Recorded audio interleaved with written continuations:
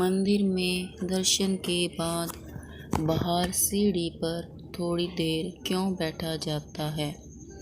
अक्सर घर के बड़े बुजुर्ग यह सलाह देते हैं कि मंदिर में भगवान के दर्शन करने के बाद कुछ देर बाहर सीढ़ियों पर बैठना चाहिए और तब वापस घर आना चाहिए।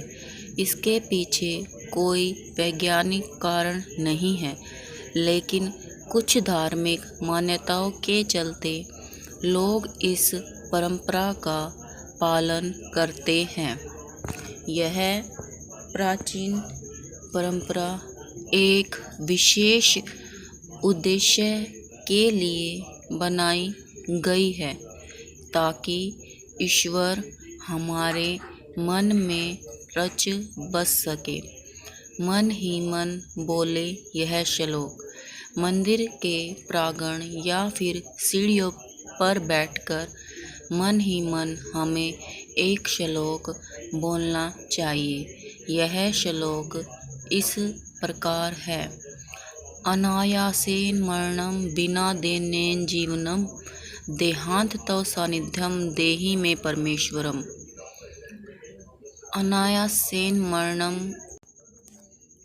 अर्थात बिना तकलीफ के हमारी मृत्यु हो और हम कभी भी बीमार होकर बिस्तर पर पड़े होकर या फिर कष्ट उठाकर मृत्यु को ना प्राप्त हो। ईश्वर हमें चलते फिरते अपनी शरण में बुला ले। बिना दैन्यम जीवनम अर्थात परवशता का जीवन ना हो, मतलब हमें कभी भी किसी के सहारे ना पड़े रहना पड़े। जैसे कि लकवा हो जाने पर व्यक्ति दूसरे पर आश्रित हो जाता है, वैसे परवश या बेबस ना हो। ठाकुर जी की कृपा से बिना भीख के ही जीवन बसर हो सके। देहांते तव सानिध्यम अर्थात जब भी मृत्यु हो तब भगवान के सम्मुख हो। जैसे भीष्म पितामह की मृत्यु के समय स्वयं ठाकुर जी उनके सम्मुख जाकर खड़े हो गए। उनके दर्शन करते हुए प्राण निकले।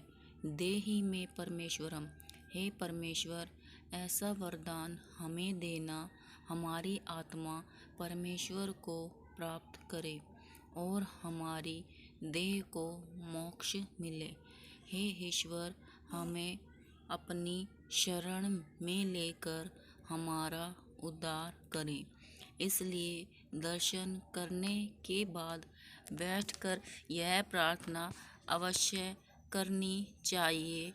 दर्शन के वक्त ईश्वर के सामने खुली रखें आंखें। जब हम मंदिर में दर्शन करने जाते हैं तो खुली आंखों से भगवान को देखना चाहिए और निहारना चाहिए, उनके दर्शन करने चाहिए। कुछ लोग वहाँ आंखें बंद करके खड़े रहते हैं। आंखें बंद क्यों करना? हम तो दर्शन करने आए हैं। भगवान के स्वरूप का, श्री चरणों का, मुखार विंद का, श्रृंगार का संपूर्ण आनंद लें। यहाँ बंद कर सकते हैं नेत्र। आँखों में ईश्वर के स्वरूप को भर ले, दर्शन करें और दर्शन के बाद जब आप बाहर आकर बैठे तब नेत्र बंद करके जो दर्शन किए हैं उस स्वरूप का ध्यान करें। मंदिर में नेत्र नहीं बंद करना। बाहर आने के बाद जब मंदिर के प्रांगण में बैठकर ईश्वर का ध्यान करें, तब आँखों को बंद करके ईश्वर की छवि के बारे में विचार करें।